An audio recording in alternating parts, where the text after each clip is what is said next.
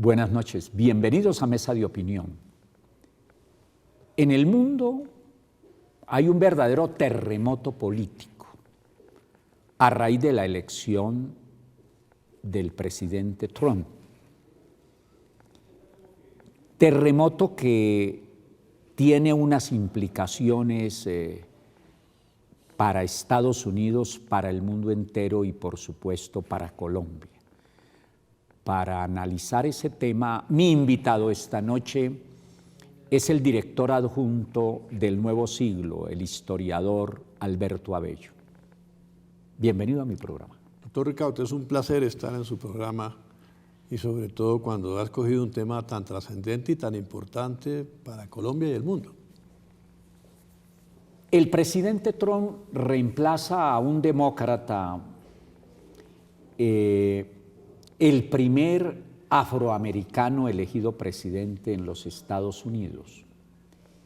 ¿Cómo entender en primera instancia ese tránsito de un gobierno demócrata aperturista que hace, por llamarlo de alguna manera, empieza un proceso de entendimiento con Cuba, que hace una gran reforma a la salud, en fin?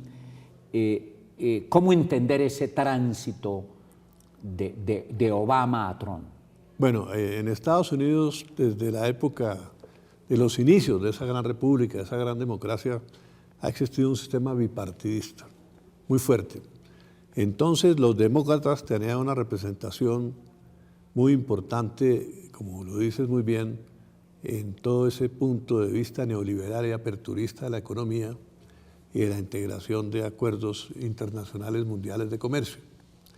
Y a eso se dedicaron, con la idea de que Estados Unidos, por su fortaleza industrial, por su fortaleza económica, por su músculo financiero, pues podía prevalecer en el mundo. Entre tanto, también tuvieron unas políticas de salud y unas políticas en otros aspectos que fueron muy duramente combatidas por el sector republicano, que en algunas oportunidades tuvo mayoría en el Congreso durante varios gobiernos, y se enfrentaron tanto a Clinton como a Obama con mucha fuerza. En medio de todas estas cosas hay unas terceras posiciones de gentes que no son ni demócratas ni republicanas posiblemente, pero que están un poco más a la derecha, un poco más a la izquierda, son un poco más nacionalistas o un poco menos nacionalistas, y entre ellos, como curiosamente, tenemos a Trump. Trump había sido demócrata en algún momento de su vida, después se había limitado a ser amigo de los Clinton, luego se volvió republicano, pero en el fondo siempre representó un sector nacionalista de la empresa privada, de la comunidad internacional, de los nuevos ricos del país y de los viejos ricos también, y eso es lo que él viene a representar, enfrentado a sectores muy poderosos, como son, por ejemplo, los medios de comunicación en manos de los demócratas o de la izquierda en Estados Unidos. Entonces la inteligencia está en manos de los demócratas, de la izquierda, y la vieja población, esas mayorías silenciosas de los Estados Unidos, que son las que van a elegir a Trump, están ubicadas y están dispersas en todo el país y van a ser las que van a cambiar el mapa electoral, porque van a ganar en muchos sitios donde antes ganaban los demócratas, se van a movilizar por la promesa de empleo, por distintas pruebas económicas que hace Trump. Pero independientemente de los dos partidos fuertes en Estados Unidos, porque entre otras cosas en Estados Unidos hay más candidatos y solamente se nos habla... Pero sacan muy poquitos votos. Sí, porque es una democracia con una fortaleza bipartidista muy grande. Sí, porque digamos Estados Unidos tiene una capital intelectual, digamos que podría ser Boston, no están las universidades, los pensadores, todas esas cosas. Sí. Una capital financiera que podría ser desde luego Nueva York. Sí. Una capital política que es Washington, y está Los Ángeles también, que representa el estado más poderoso de la Unión. Sí. Y hay otras intermedias que también juegan sumadas, aunque sean pequeñas. Okay, fue lo que perjudicó a la Clinton, que esas pequeñas no las tuvo en cuenta y Trump sí. Bueno, bien, iba a decir que más allá de los partidos políticos, el triunfo de Trump se debe, entre otras cosas, me corrige, uno, al cansancio de los ciudadanos con la clase política que pasa allá en Estados Unidos y, por ejemplo, aquí en Colombia. Dos, el modelo neoliberal fracasa, me parece a mí, lo que es un contrasentido en el propio epicentro de donde se gestó Estados Unidos con Nixon, ¿no fue? No, más adelante. Un poquito más Él adelante. lo que hizo fue la apertura con China, Nixon. Ok, bueno, pero de ahí para adelante empieza el nuevo proceso. Sí, todavía había un nacionalismo, digamos, hasta Nixon muy fuerte. Ok, bueno. Es con los demócratas que aparece la nueva ola. Ok, pero amén de eso, dijéramos que en Estados Unidos se trunca con esto, se limita el proceso aperturista y viene una contracción donde primero se está pensando en Estados Unidos. Claro. Es decir, se está aislando Estados Unidos de seguir siendo el líder mundial. Depende cómo se mire. Por Sí, ejemplo, señor. se hace la Unión Europea para confrontar a Estados Unidos. Ellos se abren, pero internamente para ellos, pero se cierran para los de fuera. Por ejemplo, Colombia le podía vender flores a España y si España no compraba le ofrecía a Holanda. Ahora usted le va a vender a la Unión Europea y la Unión Europea dice sí o no. Entonces, en cierta forma, ellos se le cerraban a Estados Unidos y un poco a la Unión Soviética en aquella época. Entonces, Estados Unidos, obviamente, ya era todo un continente muy grande, muy poderoso. Los demócratas pensaron, con todos esos teóricos de la economía, algunos de ellos premios Nobel, que la industria de los Estados Unidos, después de la Segunda Guerra Mundial, eran la omnipotencia mundial, pues ellos podrían barrer con su economía en todas partes y con sus productos. Pero resulta que surgen problemas nuevos, que son antiguos. La mano de obra en China, ¿cuánto cuesta? Un obrero chino trabajando todo el día cuesta mucho menos que un solo norteamericano trabajando unas horas o un par de horas, que las 15 horas de la hora. Gana $3, entiendo, por un día un obrero chino. La alimentación, el uno come arroz nada más y el otro come de todo. Entonces todo eso significa mucho para la economía. Aún con todos esos factores que hemos mencionado, ¿cómo entender que así sea Trump una persona muy rica? Porque ahí hay también poder político en el dinero. ¿Cómo entender que sea capaz, en contra de la prensa, en contra de la clase política tradicional, en contra de Hillary Clinton, que había sido primera dama, esposa de Clinton, que había sido un importante gobernador, que había sido secretaria de Estado? Agreguémosle a eso, a esos hechos, el factor, el aspecto determinante de que todo eso y la resistencia de su propio partido, el republicano, hubieran sido vencidas todas por el señor Trump.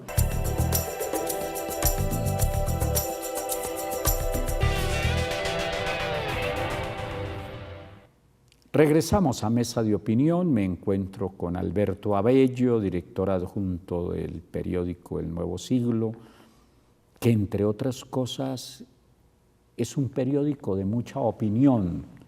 Sí, se dedica a eso, a opinar y hacer análisis político. Eso es muy importante en el periodismo, para que la gente como que aprenda no solamente a conocer los hechos, sino a entenderlos y analizarlos. Sí, ahí se sacan a diario 5 o 6 temas. Juan Gregorio se reúne con la redacción y se van escogiendo y se van interpretando y se van analizando, corriendo riesgo de tener la razón o no tenerla, pero se le plantea a la gente para que a su vez haga su propio juicio. En un país donde es absolutamente indispensable elevar la cultura política. Sí, el gran problema colombiano es que ha caído muy bajo la cultura política. Es decir, se decía que Colombia y que el pueblo colombiano era superior a sus dirigentes, decía Jorge Eliezer Gaitán. Pero ahora, por lo que elige al Congreso y por muchas cosas, a las asambleas y a los consejos, da la impresión de que ese criterio político ha bajado. Y lo que hay que en ese sentido, por supuesto, buscar es que haya una gran participación y para eso necesitamos indudablemente hacer cultura política. Pero bueno, esa digresión me parece necesaria para reconocer los importantes aportes que el nuevo siglo le está haciendo al pensamiento y particularmente al pensamiento político colombiano. Había dejado planteado antes de la pausa varios aspectos acerca de cómo Trump fue capaz de derrotar tantas cosas. Primero, lo primero es que le perdió miedo a lanzarse y al ridículo. Él no le importaba que sean caricaturas contra él, que se burlaban, que dijeran que era un cretino, que era un personaje sin experiencia, eso no le importó nada. Él le perdió miedo al ridículo, en el momento que le perdió al ridículo se volvió importante. Pero claro que él había pasado por la televisión, él había tenido un programa de televisión en el cual hacía de ejecutivo muy fuerte, de mucho carácter y tal, y ahí fue donde se dio a conocer. Es decir, él ya era conocido por la opinión de Estados Unidos como un personaje que hacía un trabajo ahí quizá de segunda, no era de primera, pero era de segunda, pero le permitió que vieran que era una persona con posibilidades. Sí, pero de ahí a darle la estatura de presidente de la superpotencia. No la tenía. Él adquiere estatura, curiosamente, en la campaña. Como tú decías, nadie da nada por su candidatura ni por sus posibilidades, pero él se enfrenta a todos los pesos medianos, pesados, Pluma, toda esa cosa del Partido Republicano, y los derrota uno a uno. Al hijo del presidente Bush, que es extraordinario, un hombre valiosísimo, que ha sido gobernador. No, y ha tenido dos presidentes esa familia. Y a todos los personajes importantísimos. Es decir, ha tenido mucho poder. Es gobernadores, toda clase, y este que llega afuera derrota el establecimiento republicano para poder ser el candidato. Aún así, la prensa, que también no lo puede ver, pues está en manos demócratas en gran parte, en manos de la izquierda, lo sigue atacando permanentemente, dice que es un cretino, que es un hombre sin imaginación, que es un tipo peligroso, que no piensa sino en sus propios negocios, que podría llevar al país al desastre y tal. Y también principia a derrotar a la prensa en los sitios donde la prensa imponía candidatos. Y se enfrenta a la candidata demócrata, como tú lo plantabas, esposa del expresidente, que era 2 veces gobernado el país, exsecretaria de Estado y todo eso. Pero recordemos que los republicanos se han mantenido una guerra verdadera muy ardiente contra los demócratas en el Congreso y en sus distintas candidaturas sin poder llegar al poder. Pero hay una cosa que innova Trump. Él va a un nacionalismo extremo, a una reivindicación de los valores norteamericanos, de las clases medias y las clases bajas. Primero Estados Unidos. Primero Estados Unidos. Primero lo primero y segundo lo primero, ¿no? Entonces, esto hace que él le pueda prometer, por ejemplo, que con llevar las industrias a estados que estaban muy atrasados, que estaban siendo muy severamente golpeados por la apertura, allá vuelva a haber trabajo, se vuelvan a abrir las fábricas.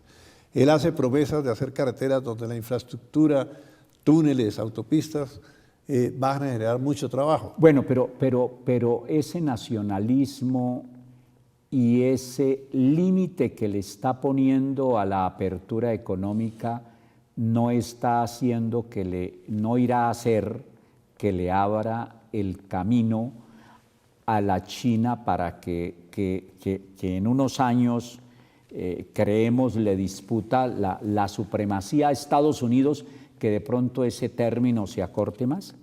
Es posible. Esto hasta ahora estamos analizando lo que va a pasar. Pero hay áreas en que China en este momento no puede competir con Estados Unidos. Por ejemplo, Estados Unidos, sus mayores ingresos en este momento son por agricultura y petróleo. Estados Unidos tiene unas reservas gigantescas de petróleo y de carbón, pero además tiene una agricultura que ya, gracias al gobierno anterior, al gobierno de Obama, tomó determinaciones por medio de las cuales no depende de la luz eléctrica, sino depende de la luz solar, de otros métodos en el campo. Entonces eso abarata muchísimo los costos de la tecnología en el campo Y como sabemos, ellos tienen tractores, tienen equipos, tienen computadores, es una economía agrícola muy tecnificada y eso lo van a impulsar tremendamente. ¿Qué va a pasar con la globalización? ¿Qué va a pasar con el modelo neoliberal del cual yo nunca fui partidario, pero ahora veo con extrañeza que allí donde se gestó, en compañía de Margaret Thatcher, me acuerdo mucho, que allí donde se gestó, allí mismo pareciera que en la cuna del modelo, el modelo fracasaría. Si fracasa en la cuna, donde nació, ¿cómo no entender que siga fracasando en el resto del mundo? ¿Qué va a pasar en líneas generales con el capitalismo? Porque se trata de un fracaso del mismo sistema. Porque primero Estados Unidos es un país capitalista, pero tiene ley antimonopolios. No olvidemos esos detalles. Sí. ¿No? Y fue el primero, y fue Roosevelt, el famoso que nos usurpó Panamá, el que se encargó de que parara Rockefeller y todas las cosas, que tuvo que hacer varias empresas, dividirlas y tal. Entonces en Estados Unidos no es que se permita un capitalismo salvaje como erróneamente la gente cree, ¿no? Y como se ha practicado en otras partes, incluido Colombia, siendo más papistas que el Papa. Sí. Y en Colombia, entre otras cosas, donde él vaya a modificar el tratado comercial con Estados Unidos, a nosotros nos fue muy mal con ese tratado, porque no lo negociamos. Nosotros vendíamos antes más a Estados Unidos cuando no había tratado que ahora que hay tratado. ¿Nos iría mejor renegociándolo? Pues el problema ¿cuál es? Que Colombia no es fuerte en este momento en nada. La minería en un momento, sobre todo la ilegal y tal, dio un gran resultado, pero lo que Colombia le vendía a Estados Unidos era petróleo y en su momento carbón. Hoy en Estados Unidos se está produciendo petróleo en cantidades, se van a producir más, se va a vender en el exterior, y ya anunciaron que van a vender también carbón, van a acabar las restricciones al carbón. Entonces el carbón que le vendíamos nosotros a Brasil y tal, ahora tenemos que venderlo más barato que Estados Unidos para que nos lo compren. Entonces vamos a tener problemas por ese lado más bien, aún con tratado o sin tratado. Ya el nuevo canciller de los Estados Unidos, que es el secretario de Estado, que es el canciller en el caso colombiano, ya dijo que había que renegociar el acuerdo con la guerrilla. Eso me parece que no sería posible, pero su concepto...